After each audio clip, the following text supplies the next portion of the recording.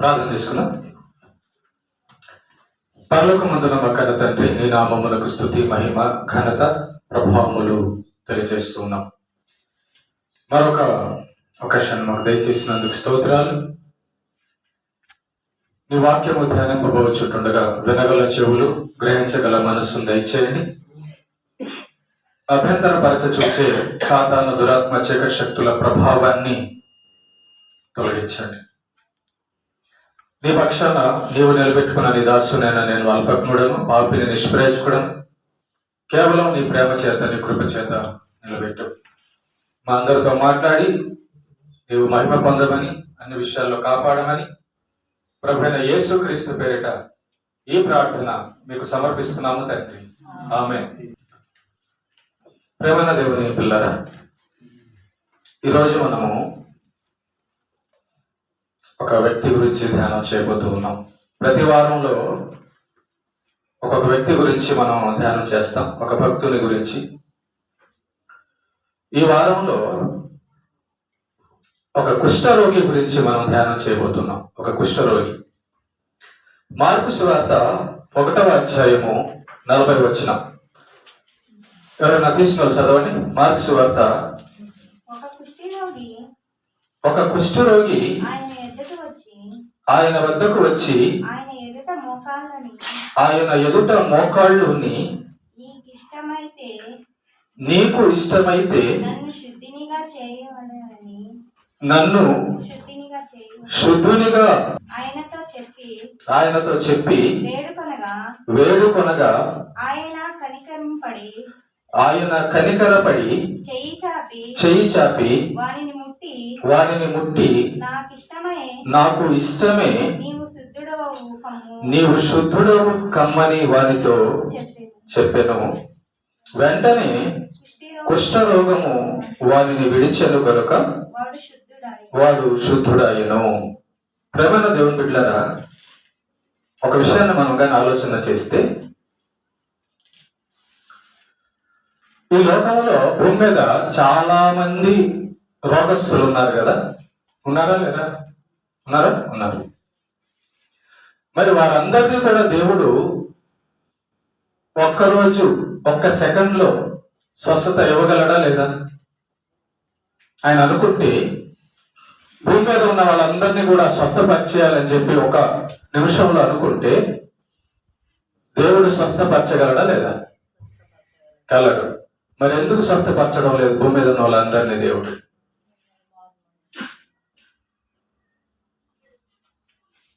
అందరికీ ఆరోగ్యం అంటే ఇష్టమే, కానీ దేవుడు ఎందుకు భూమి మీద ఉన్న వాళ్ళందరినీ స్వస్థపరచడం లేదు? రెండోది, యేసు ప్రభు భూమి మీదకి వచ్చిన తర్వాత కూడా, భూమి మీద బ్రతుకుతున్న కాలంలో కూడా కొద్ది మందిని ఎందుకు స్వస్థపరిచాడు, అందరిని ఎందుకు స్వస్థపరచలేదు? కాబట్టి ఈ విషయాన్ని మనం ఆలోచన చేస్తే దేవుడు ఎండ అందరి మీద పడేలా చేస్తున్నాడు కదా, వర్షం అందరి మీద పడేలా చేస్తున్నాడు కదా, గాలి అందరికీ అందేలా చేస్తున్నాడు కదా. కానీ స్వస్థత చూడండి, అందరికి దేవుడు చేయడం లేదు. ఎందుకు? ధనము దేవుడు అందరికి ఇవ్వడం లేదు. ఎందుకు? చూసారా? అసలు దేవుని నుండి సహాయం పొందడానికి ఒక మనిషికి గల అర్హత ఏంటి? నువ్వు గవర్నమెంట్ జాబ్ పొందాలంటే ఒక క్వాలిఫికేషన్ కావాలి. నువ్వు ఒక గవర్నమెంట్ ఉద్యోగం పొందాలి అంటే నీకు ఒక అర్హత కావాలి. అర్హత లేకుండా ఏది రాదు. నువ్వు డాక్టర్ అవ్వాలంటే ఎంబీబీఎస్ చదవాలి. నువ్వు ఇంజనీరింగ్ చదవాలంటే చదవాలి. నువ్వు కలెక్టర్ కావాలంటే ఐఏఎస్ చదవాలి. కాబట్టి అర్హత లేకుండా ఏది కూడా దొరకదు, ఏది కూడా రాదు. మనం చదివినటువంటి యొక్క వ్యక్తి కుష్ఠరోగి జీవితంలో నుంచి ఒక పాఠాన్ని ఈరోజు మనం నేర్చుకుందాం. ఎందుకని ఈ వ్యక్తికి దేవుడు స్వస్థపరిచాడు? మరి ఆ ఊర్లో ఎంతో మంది రోగులు ఉన్నారు కదా, అందరూ నీ ఒక మాట చెప్పేస్తే అందరూ స్వస్థపడిపోతారు కదా, అందరికి ఎందుకు చేయలేదు?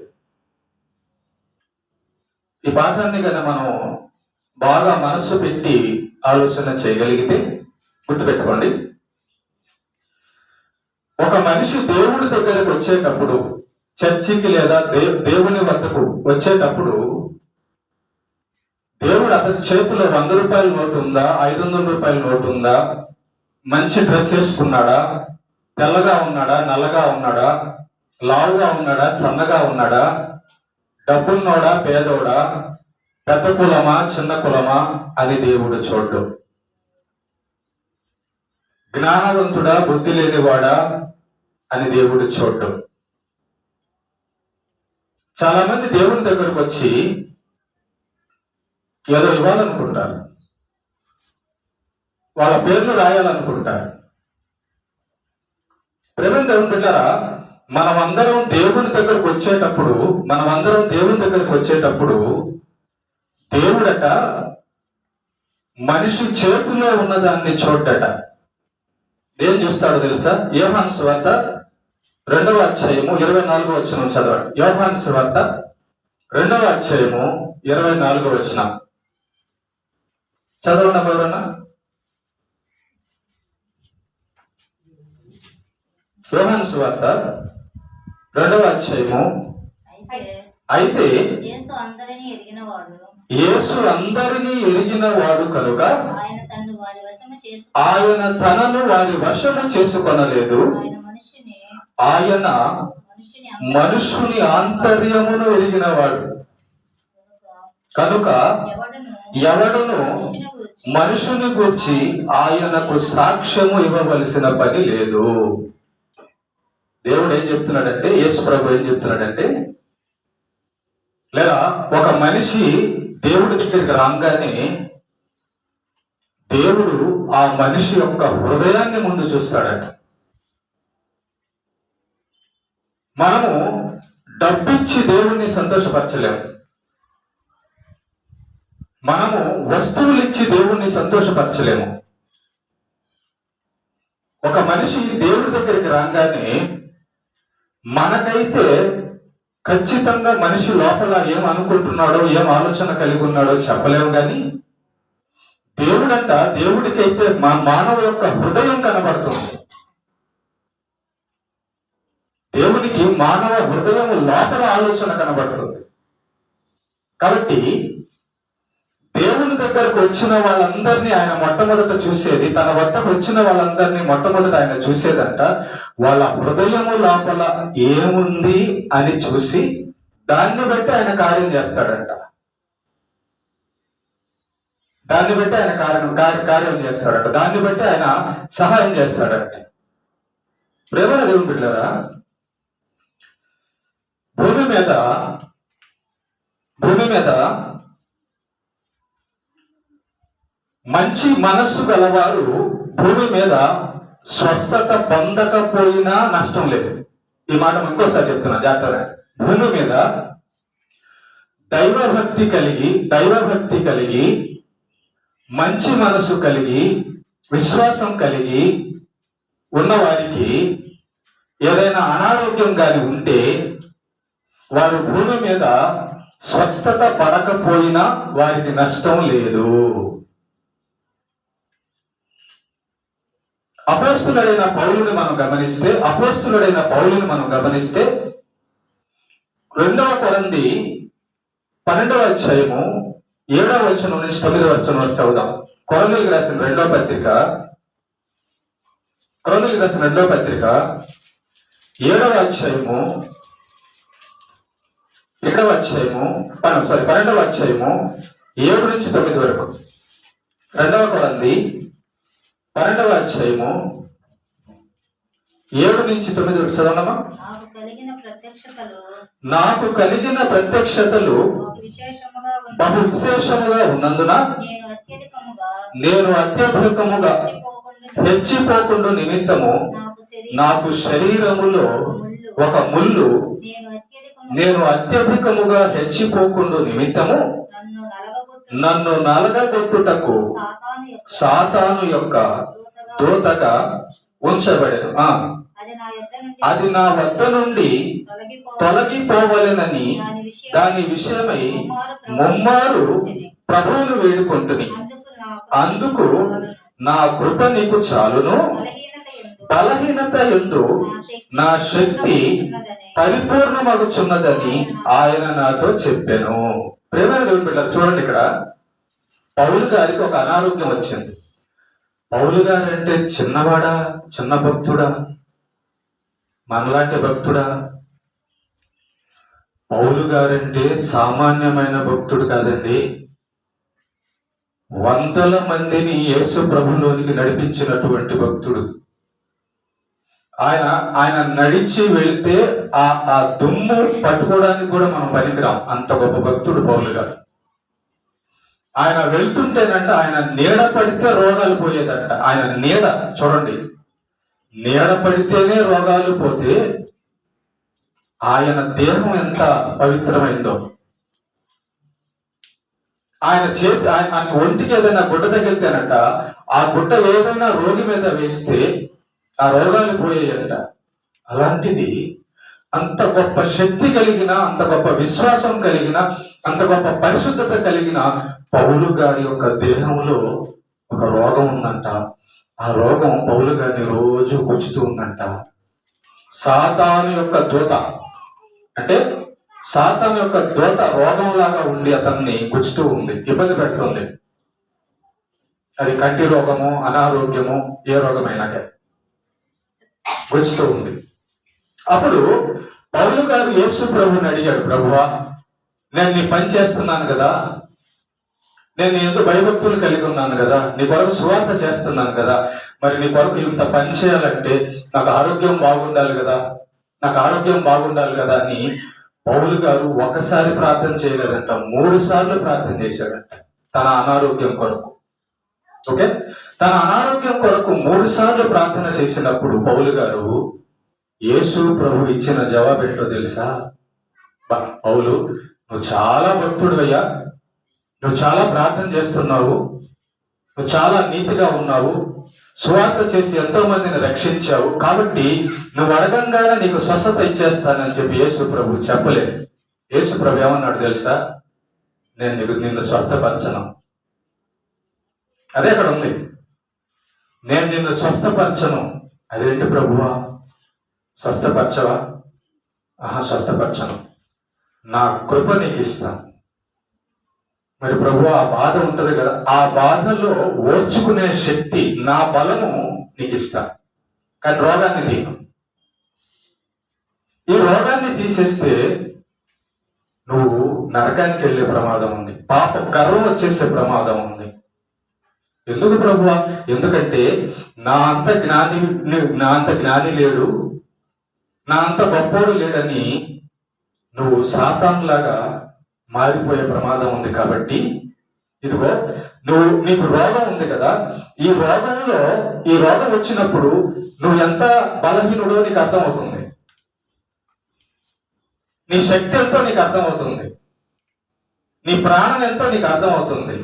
అప్పుడు నన్ను ఆశ్రయిస్తున్నావు, అప్పుడు నా వైపు ప్రార్థన చేస్తున్నావు. కాబట్టి నువ్వు బలహీనుడిగా ఉన్నప్పుడు, నేను నీ లోపల శక్తి ఉంచి నిన్ను నడిపిస్తున్నప్పుడు నా బలం ఏంటో నీకు తెలుస్తుంది. కన్ను పోయాక చూపు విలువ తెలుస్తుంది. దేహం ఆరోగ్యం పాడైపోయాక ఆరోగ్య విలువ తెలుస్తుంది.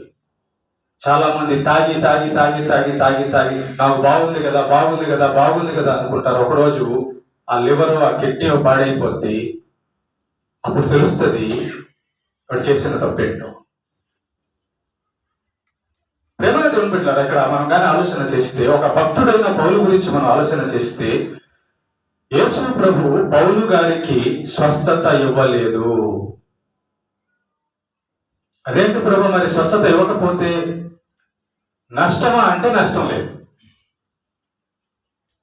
ఎందుకు నష్టం లేదంటే, పౌలు గారు రోగంతో చనిపోయినా, రోగంతోనే చనిపోయిన మరుక్షణము పౌలు గారు ఉండబోయేది పరదేశంలో. అర్థమవుతుందా మీకు? పౌలు గారు అందుకే అన్నాడు, బ్రతుకుట క్రీస్తే, చావైతే లాభం. నేను బ్రతుకుంటే క్రీస్తులో బ్రతుకుతాను, కష్టమైన బ్రతుకుతాను, నష్టమైన శ్రమైన భరిస్తాను. అయితే చనిపోతే నాకు లాభం. కారణం ఏంటి? అదేంటి పౌలు గారు రోగంతో ఉన్నారు కదా, మరి చనిపోతే మీకు లాభమే. ఎందుకంటే చనిపోయిన మరుక్షణము నేను పరదేశంలో ఉంటాను. ఇప్పుడు భక్తుడైన పౌలు గారికి భూమి మీద రోగం ఉన్నా వచ్చిన నష్టము చనిపోతే ఏమీ లేదు. చూడండి ఆ మాట కూడా. ప్రకటన గ్రంథము 21వ అధ్యాయం 4వ వచనం చదవాలి. 21వ అధ్యాయం 4వ వచనం. ఇది చదివిన తర్వాత ఆ యొక్క కుష్ఠరోగి దగ్గరికి వెళ్దాం.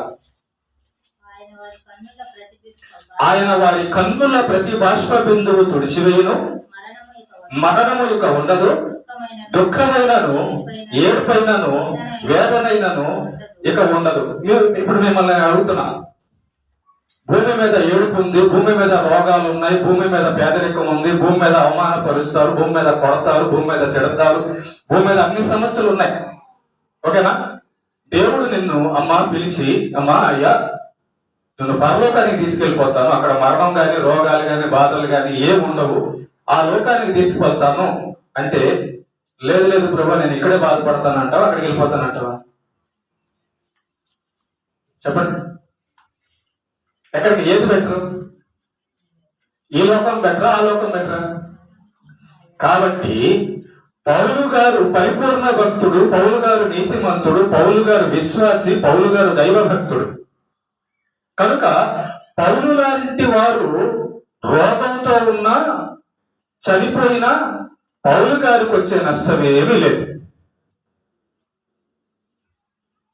పౌలు గారి ఆత్మ పరదేశకి వెళ్ళిపోద్ది. లాజరు గారు రోగంతో ఉన్నా చనిపోయిన తర్వాత ఎక్కడికి వెళ్ళాడు? పరదేశకి వెళ్ళిపోయాడు. నష్టం లేదు. ఇది మీకు అర్థమైతే ఇప్పుడు ఈ కుష్ఠరోగి దగ్గరికి వద్దాం. జాగ్రత్త, ఈ కుష్ఠరోగి దగ్గరికి వచ్చేద్దాం. వచ్చేసి మార్కు సువార్త 1వ అధ్యాయం, మార్కు సువార్త 1వ అధ్యాయం 40వ వచనం ఇప్పుడు చదువుదాం. 40వ వచనం నేను చదువుతున్నానా? ఒక కుష్ఠరోగి ఆయన వద్దకు వచ్చి అని ఉంది. అవునా? కుష్ఠరోగి దగ్గరికి యేసుప్రభు వెళ్ళాడా? యేసుప్రభు దగ్గరికి కుష్ఠరోగి వచ్చాడా? ఏమని రాసింది ఇక్కడ? ఎవరెవరి దగ్గరికి వచ్చారు? కుష్ఠరోగే యేసుప్రభు దగ్గరికి వచ్చాడు. రైట్. నెంబర్ 1 గుర్తుపెట్టుకోండి, ఒక మనిషి దేవుడి దగ్గరికి రావాలి.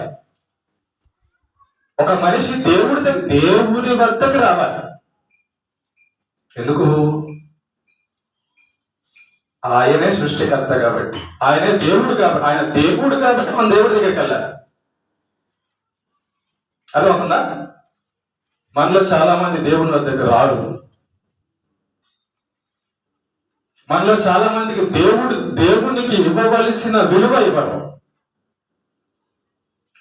ఒక మనిషి పిలిస్తే ఆ మనిషిని మాట జవదాటకుండా దేవుణ్ణి విడిచిపెట్టే జనాన్ని మనం చూస్తున్నాం. ఒక మనిషి పనికి పిలిస్తే దేవుణ్ణి విడిచిపెట్టి పనికి వెళ్ళే మనుషులను చూస్తున్నాం. ఒక మనిషి భయపడితే దేవుని మందిరానికి రాకుండా ఇంట్లో కూర్చునే మనుషుల్ని మనం చూస్తున్నాం. ప్రేమ దేవుని బిడ్డలారా, ఈ వ్యక్తి దేవుని వద్దకు వచ్చినవాడు. అతన్ని ఎవరు చేపట్టుకొని లాక్కొని రాలేదు. అతనంతటా అతను స్వయంగా దేవుని వద్దకు వచ్చాడు. నెంబర్ 1 దేవుని వద్దకు వచ్చి తర్వాత ఏం చేస్తున్నాడు? చదవండి. ఆయన వద్దకు వచ్చి ఆయన ఎదుట మోకాళ్ళుని. సెకండ్ పాయింట్, యేసు ప్రభు దగ్గరికి కుష్ఠరోగి వచ్చాడంట. యేసు ప్రభు దగ్గరికి వచ్చాడంట, మొట్టమొదటిది. రెండోది, యేసు ప్రభు దగ్గరికి రాగానే కాళ్ళ మీద కాళ్ళు వేసుకొని కూర్చున్నాడా?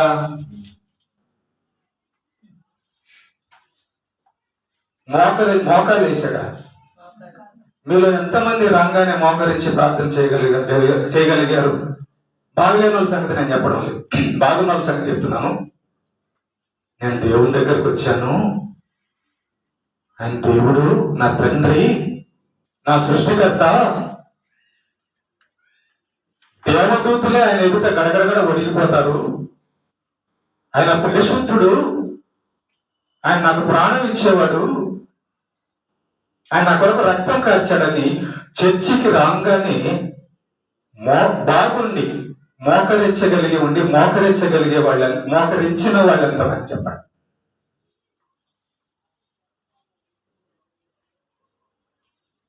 నీకు మోకాలు వంగవా? నీ మోకాలు వంగవా? రెండో పని, కుష్ఠరోగి చేసిన పని, ఆయన అద్దెకొచ్చి మోకరించి. ఎవరన్నా చూస్తాడని ఏమైనా అనుకున్నాడా? ఎవరైనా ఎగతాళి చేస్తాడని ఏమైనా అనుకున్నాడా? దేవుడి దగ్గరికి వచ్చిన తర్వాత బిడియము, సిగ్గు, ఇంకోటి ఎవరు అనుకుంటారు? అది ఎందుకు? ఆయన దేవుడు, ఆయన దగ్గరకు వచ్చాక మోకాడేశాడట. రెండోది మోకరించి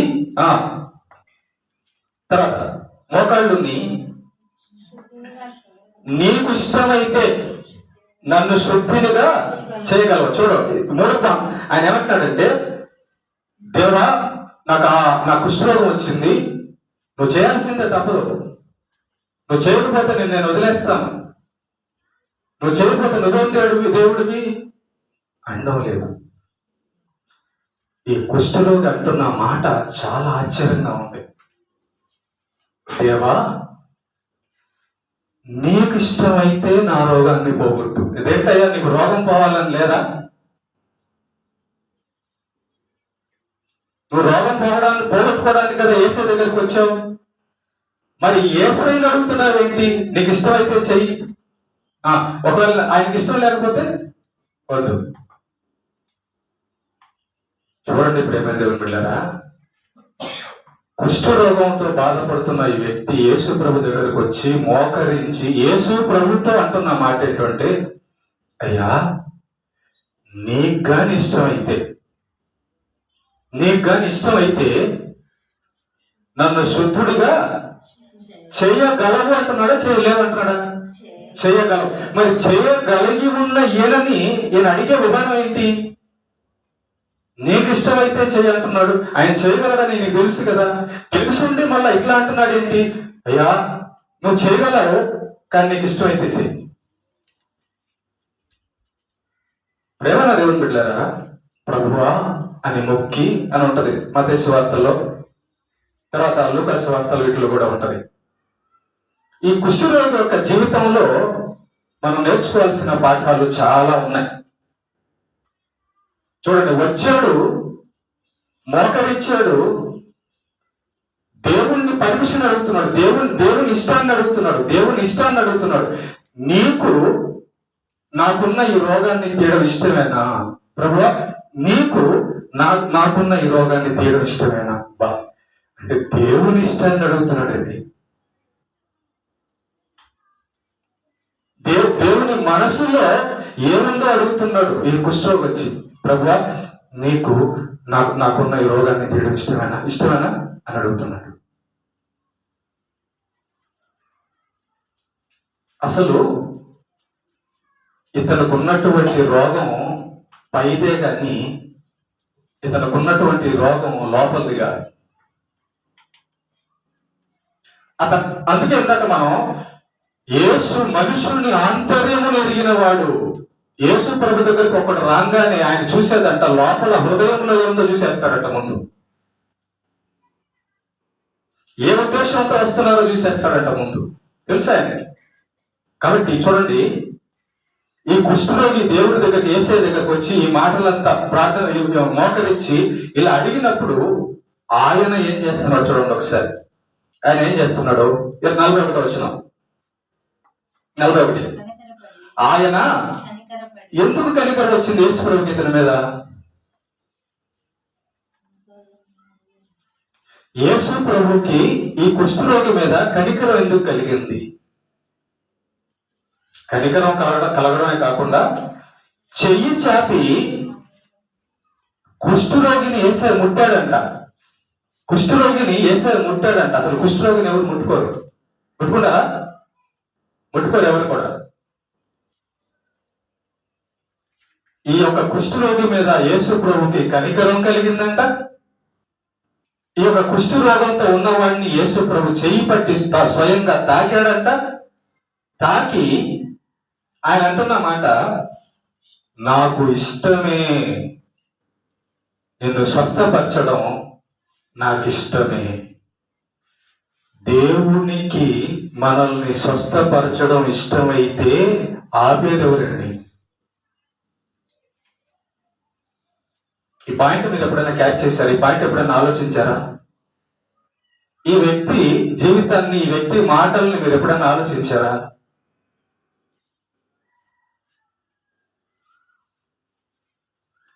జాగ్రత్తగా ఆలోచన చేద్దాం.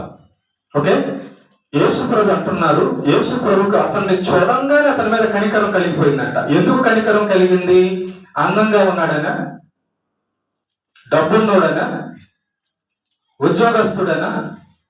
కాదు. దేన్ని బట్టి యేసు ప్రభుకు అతని మీద జాలి కలిగిందో చెప్పనా?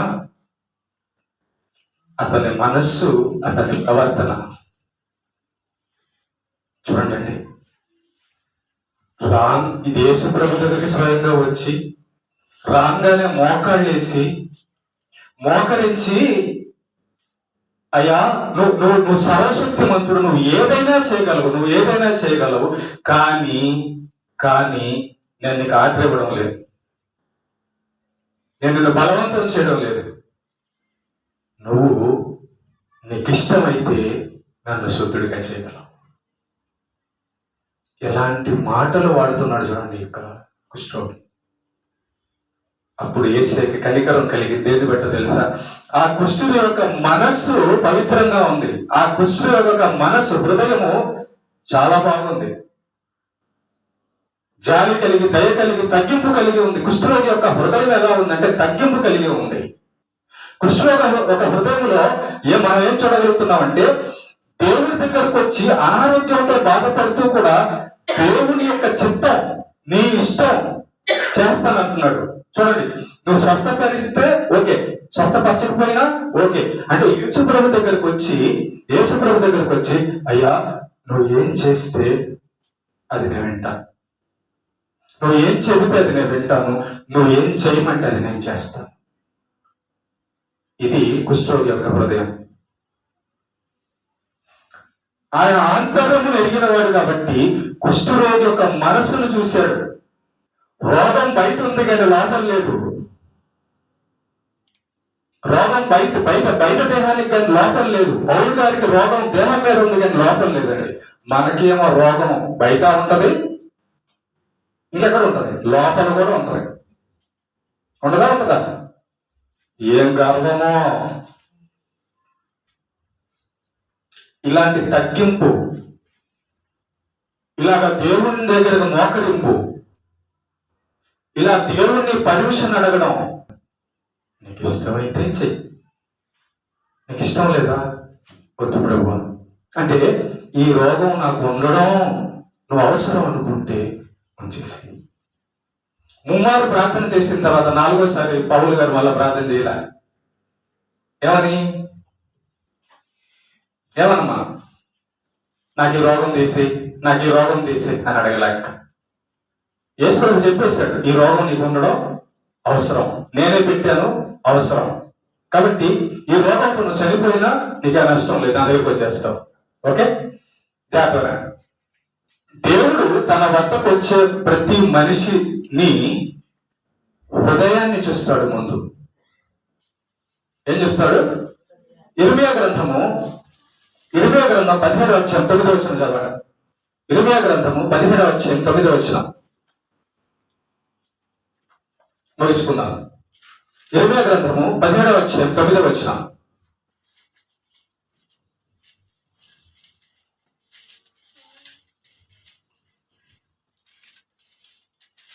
ఇర్మియా గ్రంథము 9వ హృదయము ఆగమ్మా. ఎవరి హృదయము? ఏది అన్నిటికంటే మోసమైంది?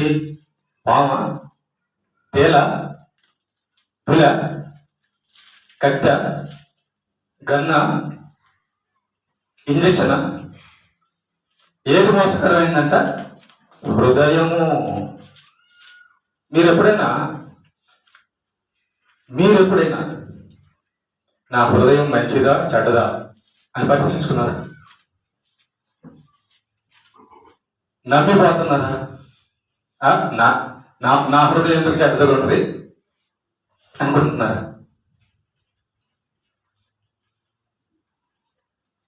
ప్రేమను దేవుని పెట్టారా? దేవుడు అంటున్నాడు, మానవుని హృదయమే అన్నిటికంటే మోసకరమైందంట. ఈ భూమి మీద బతుకుతున్న జీవరాశులు మోసం చేయవు. కోడి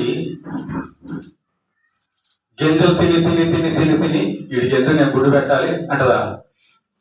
అంటదా? మేక లేదంటే గొర్రెలు మొత్తం మేసి గడ్డంతా అటు ఇటు మొత్తం మేసి వీడికి ఎందుకు పిల్లల్ని కనాలి అంటదా? వాటికి మోసం లేదు. నువ్వు చేప పిల్లలు చేపలు పెంచినా అది పిల్లనిస్తుంది, పశువులు పెంచినా అది పిల్లనిస్తుంది, బర్రెలు పెంచినా పిల్లనిస్తుంది, కుక్కని పెంచినా పిల్లనిస్తుంది, కోడిని పెంచినా పిల్లనిస్తుంది, చెట్టును పెంచినా కాయలు ఇస్తుంది. కానీ మనిషిని పెంచి చూడు ఒకసారి. మనిషి విషయంలో చూడు, ఏదో ఒక సందర్భంలో మోసం చేసేవాడిగా మనకు కనబడతాడు. అవునమ్మా? ఏదో ఒక సందర్భంలో మోసం చేసేవాడికి కనబడతారు, లేదా మనకు మోసం చేసేవాళ్ళు ఎక్కువ కనబడతారు. పోలీస్ స్టేషన్లో పో మోసమే, హాస్పిటల్కి వెళ్ళు మోసమే, జడ్జి దగ్గరికి వెళ్ళు మోసమే, అంగడి దగ్గరికి వెళ్ళు మోసమే, రాజకీయ నాయకుల దగ్గరికి వెళ్ళు డబల్ మోసమే. ఎక్కడ లేదు మోసం. ఆ మోసం అంతా ఎక్కడ ఉందంట? హృదయం లోపల ఉందంట. హృదయం అన్నిటికంటే మోసకరమైనది. ఆ తర్వాత అది హార్ట్ అటాక్. అది హృదయానికంటే ఒక రోగం ఉందంట, అది ఘోరమైన వ్యాధి కలదంట. ఏ రోగం అది? హార్ట్ అటాక్, బీపీయా, లేకపోతే షుగరా, లేకపోతే థైరాయిడా, లేకపోతే ఇంకేమన్నా దానికి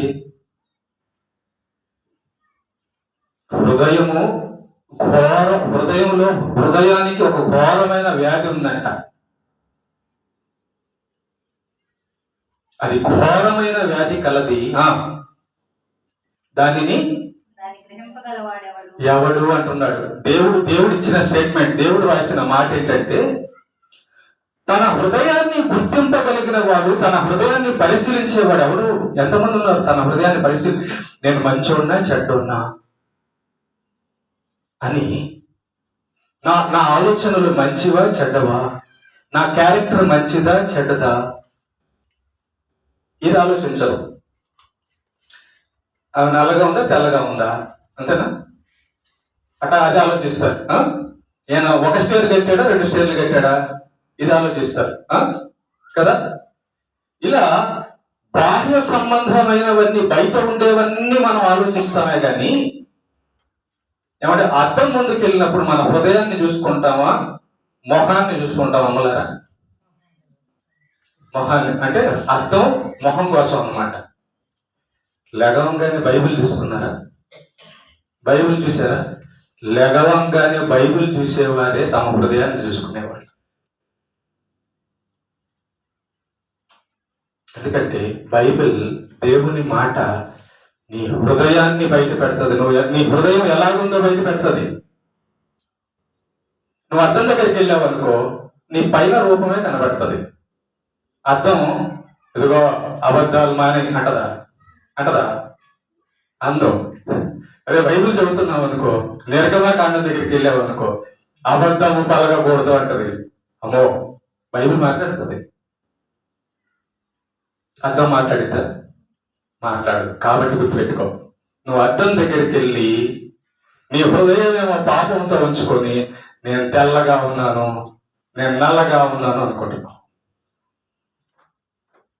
తెలుపు నలుపు పొట్టి పొడుగు కాదు,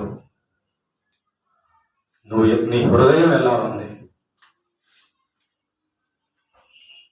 మనం అద్దంలో మనం ఎలా ఉన్నాం, మన మొహం ఎలా ఉందో చూస్తున్నాం, కానీ వాక్యంలో దేవుని మాటల్లో మన హృదయం ఎలా ఉందో మనం చూసుకోకపోవడం వలన మన జీవితాలన్నీ ప్రేమ బిడ్డలారా దేవుడికి ఇష్టం లేవు.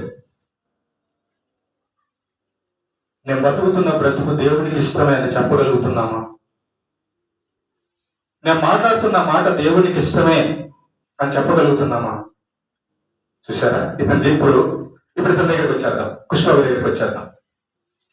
కుష్ఠరోగి వచ్చి ఏసై దగ్గరికి వచ్చేసి అతని పైన ఒంటి ఏమో కుష్ఠరోగం ఉంది, కానీ అతని మనస్సు మాత్రం చాలా బాగున్నాడు. వండర్ఫుల్.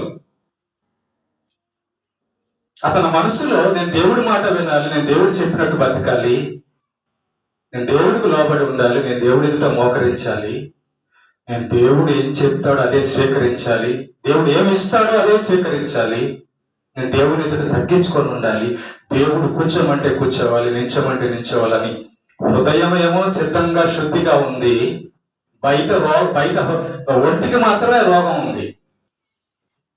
అందుకొచ్చింది యేసయ్యకి అతని మీద కనికరం. అతని హృదయం కుష్ఠరోగం లేదు, అతని చర్మానికి కుష్ఠరోగం ఉంది, కానీ అతని హృదయానికి కుష్ఠరోగము లేదు. అందుకే యేసయ్య అతన్ని చూడంగానే కనికరపడ్డాడట. గుర్తుపెట్టుకోండి ప్రేమ దేవుని బిడ్డలారా, నువ్వు ఏడ్చి ప్రార్థన చేసినా, నువ్వు ఎన్ని హాస్పిటల్ తిరిగినా, నువ్వు ఎంత కష్టపడినా, నీ హృదయం దేవునికి ఇష్టం లేకుండా, దేవునికి సిద్ధపరచకుండా నువ్వు ఎన్ని హాస్పిటల్ తిరిగినా నీకు స్వస్థత రాదు. నువ్వు ఎంతమంది డాక్టర్లు కలిసినా, ఎంత డబ్బు పెట్టుకున్నా నీకు స్వస్థత స్వస్థత దేవుడు కనికరపడి ఇవ్వాలి. ఎందుకు కనికరపడతాడు? ఎప్పుడు కనికరపడతాడు? ఈ కుష్ఠరోగి యొక్క మనస్సు చూడండి. కుష్ఠరోగి యొక్క మనస్సు, అయ్యా నీకు ఇష్టం అయితే చెయ్యయ్యా అంటున్నాడు. ఇలా అనగలం అసలు? మనం ఆ కుష్ఠరోగిని అడిగితే అయ్యా అదేంటి నువ్వు అసలు యేసయ్య దగ్గరకు అందరూ వచ్చి నువ్వు చెయ్యయ్యా, నాకు స్వస్థత ఇవ్వయ్యా, అదేవయ్యా ఇది అని అడుగుతున్నారు, నువ్వేంటి ఇష్టం లేదన్నట్టుగా, ఆయన చేస్తేనే ఓకే అన్నట్టుగా అంటున్నావు, మరి ఆ రోగం నిన్ను బాధ పెట్టడం లేదా? ఈ రోగంతో నువ్వు చనిపోతే నీకేం బాధ లేదా అంటే ఆయన అనే మాట్లాడటో తెలుసా? ఆయన ఏమంటాడంటే, నా పైన ఒంటికి రోగం ఉంది కానీ నా హృదయానికి రోగం లేదు, నా హృదయం శుద్ధంగా ఉంది, నా హృదయంలో దేవుడు ఉన్నాడు, నేను ఈ క్షణం చనిపోయినా నేను దేవుడుండే పరలోకానికి వెళ్తాను. కాబట్టి చావు వలన, రోగమును వలన వచ్చిన చావు వలన నాకేం నష్టం లేదు.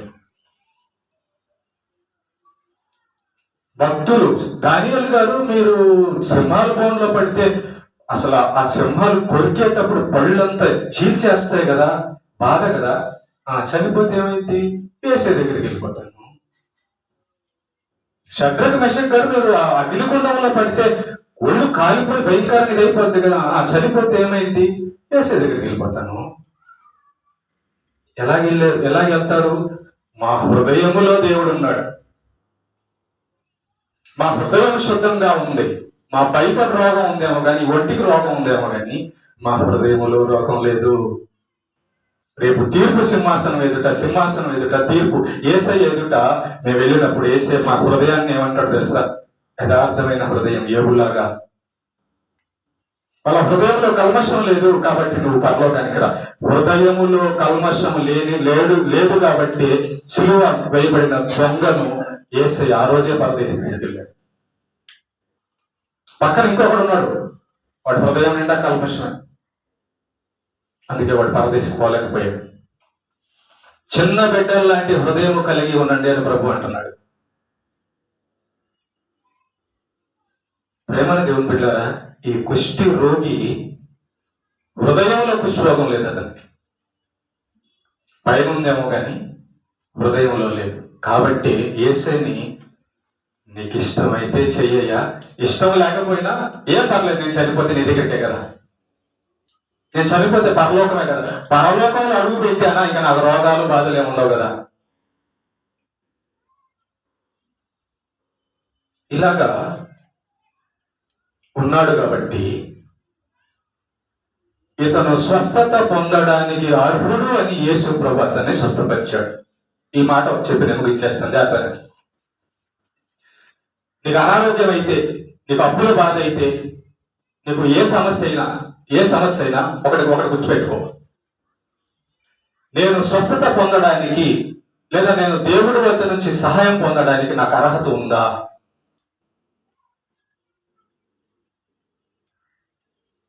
చెప్పు. నువ్వు పోలీసు ఉద్యోగం వెళ్ళాలంటే నీకు అర్హత ఉండాలి కదా, నువ్వు డాక్టర్ అవ్వాలంటే నీకు అర్హత ఉండాలి కదా, నువ్వు కలెక్టర్ అవ్వాలంటే నీకు అర్హత ఉండాలి కదా. మరి నీ రోగం పోవాలంటే అర్హత అవసరం లేదా? అవసరం. బైబిల్లో భక్తులందరినీ చూసినప్పుడు ఏం తగ్గించుకొని దేవుడి దగ్గరకు వచ్చి దేవుడి మాట విని ఆయన ఏం చెబితే అది స్వీకరించారు కదండి.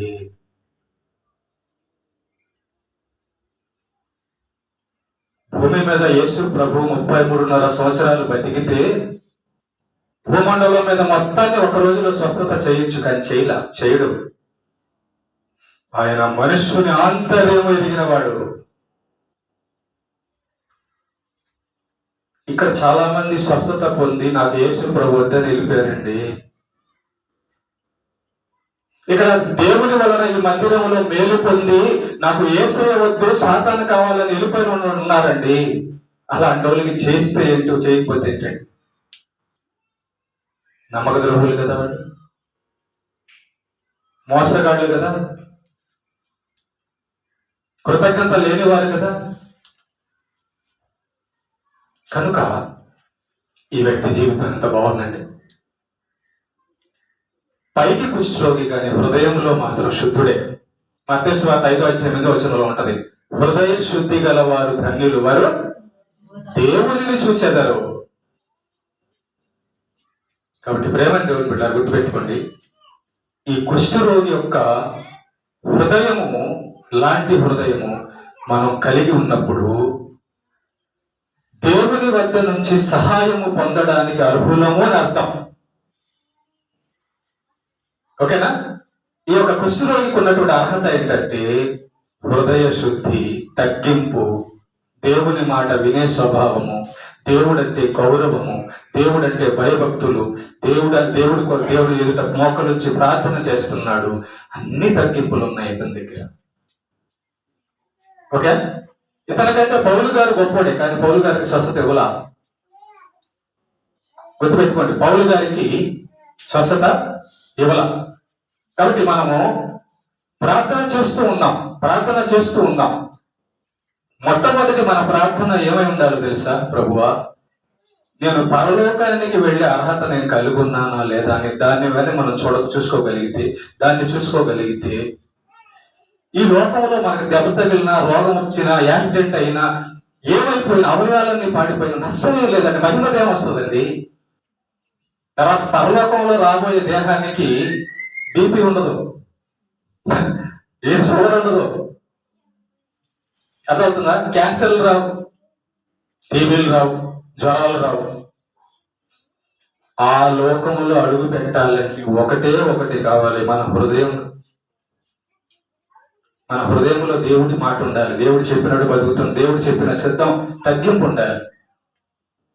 చూసాడు ఏసై చూసి, బిడ్డా ఏం హృదయం రా నీది,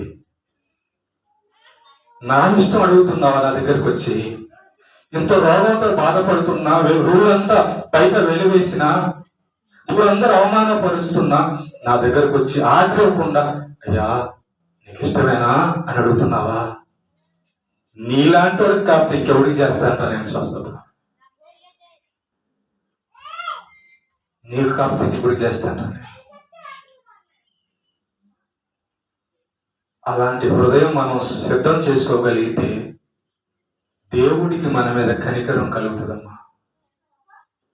ఆయన కనికర పడి అని రాసింది అక్కడ. కనికర, నువ్వు రాగానే ఆయన మనం ఏమనుకుంటున్నాం అంటే ఇక్కడ వేసి వెళ్ళాడు అనుకుంటున్నాం.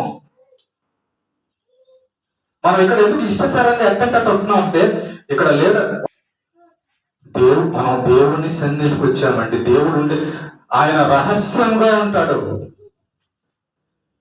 ఆయన రహస్యముగా ఉండి గమనిస్తుంటాడు. పాస్టర్ గారు కదా అక్కడ ఉందనుకుంటున్నారా? వెనకాల సృష్టికర్త ఉన్నాడు. ఎక్కడ 2-3 నా నామమును అక్కడ కనబడ్డాడు కదా, ఉంటాడు. రేపు మనం పరలోకం వెళ్ళిన తర్వాత ఈ సీన్ అంతా చూపిస్తాడు. ఇదిగో బిడ్డ, నువ్వు రాగానే మోకరిచ్చావు చూసావా, నా చెయ్యి నీ మీద ఉంది కదా. అప్పుడు మనం చిన్న బిడ్డ, నేనైతే అట్లా చేస్తాను, మీరు అట్లా చేస్తారు నాకు తెలియదు. నేను చిన్న బిడ్డలకు నాకు ఇష్టం. చిన్న బిడ్డలు పడుకున్నప్పుడు నిద్రపోతుంటారు వాళ్ళు కదా, వెళ్ళి ముద్దు పెడతా, పోయి ముద్దు పెడతాను. మీరు అలా చేస్తున్నారు లేదా? చేస్తా. మీ బిడ్డలు చేయలేదు అట్టగా? చేశారా? ఏం లేచినప్పుడు పెట్టచ్చు కదా, లేచినప్పుడు పెట్టచ్చు, తప్పేం లేదు. కానీ ఆ పడుకున్నప్పుడు ఎంతో ప్రేమతో వెళ్ళి ముద్దు పెడతాం. ఎట్ట పడుకో ఉన్నాడో అని చూస్తుంటాం, అవునా? మనం కూడా బిడ్డ మెలకువగా లేనప్పుడు ఎలాగైతే ముద్దు పెట్టుకొని ఆనందపడతామో, యేసయ్య కూడా మనకు కనబడకుండా మనల్ని ముద్దు పెట్టి ఆనందపడుతుంటాడు. అది మనకు కనబడదు. ఉన్నాడు ఆయన, కనపడదు. బిడ్డ నిద్రపోతున్నాడు, మనం ముద్దు పెట్టిన బిడ్డకి ఏమో తెలుస్తుందా? తెలియదు. కానీ ముద్దు పెట్టాం మనం. దేవుడు కూడా అలాంటి తండ్రి కదా, మనకంటే ఎక్కువ ప్రేమ కదా. ఎన్నిసార్లు ముద్దు, అసలు తల్లి గర్భంలో చేసేటప్పుడు ఎన్నిసార్లు ముద్దు పెట్టుంటాడు మనల్ని. మీ అమ్మ నాన్న కూడా ఎన్నిసార్లు ముద్దు పెట్టుంటారు. నా బిడ్డ అని ఆయన ముద్దు పెట్టుకుంటాడు. కాబట్టి ప్రేమను దేవుడు పెట్టారా, సన్నిధికి రాగానే కాదు, బయట ఉన్న ఎక్కడున్నా కూడా ఇలాంటి గౌరవం, తగ్గింపు దేవుడి మీదకి మనం కలిగి ఉంటే ఆయనకి మన మీద కనికరం ఉంటుందండి. ఎందుకంటే మనకి గర్వం, ఎందుకంటే మనకి తల బిరుసు? ఏముందండి మనకి? ఏముందండి ఈ ప్రాణానికి? ఒక్క జ్వరం వస్తే బాగు చేసేవాడు లేడు. ఈ కుష్ఠరోగిలాగా తగ్గించుకొని వెళ్దాం. ఈ కుష్ఠరోగిలాగా మన హృదయాన్ని చూసుకుందాం. ఈ కుష్ఠరోగిలాగా రాగానే మోకరిద్దాం. ఈ కుష్ఠరోగిలాగా దేవుణ్ణి అడుగుదాం, అయ్యా నీకు ఇష్టమైనది చేయడం అని ఆయన చిత్తానికి అడుగుదాం. హృదయాన్ని సిద్ధం చేసుకుంటే విశ్వాసంతో చనిపోయినా తగ్గించినా తగ్గించకపోయినా పరలోకి వెళ్ళిపోతామనే నమ్మకంతో ఉన్నాం. కనీసం ఈ సంవత్సరం నుంచైనా ఒక నిర్ణయం తీసుకోండి. ఏంటంటే, ప్రభువా 2025 అంతా నేను 10 గంటలకు చర్చేట 11 వచ్చేవాడిని, 11 గంటలకు వచ్చేదాన్ని. ఈ సంవత్సరం అయినా నేను మంచి నిర్ణయం తీసుకుంటా. ఈ సంవత్సరం అయినా నేను చెడు అలవాటు మానేస్తా. ఈ సంవత్సరం అబద్ధాలు మానేస్తా. నిర్ణయం తీసుకుంటా కుష్ఠరోగులాగా. అప్పుడు కనికరం కలిగి 2027 కూడా పంపిస్తాడు. ఓకేనా? దేవుడికి మహిమ కలుగును కాక.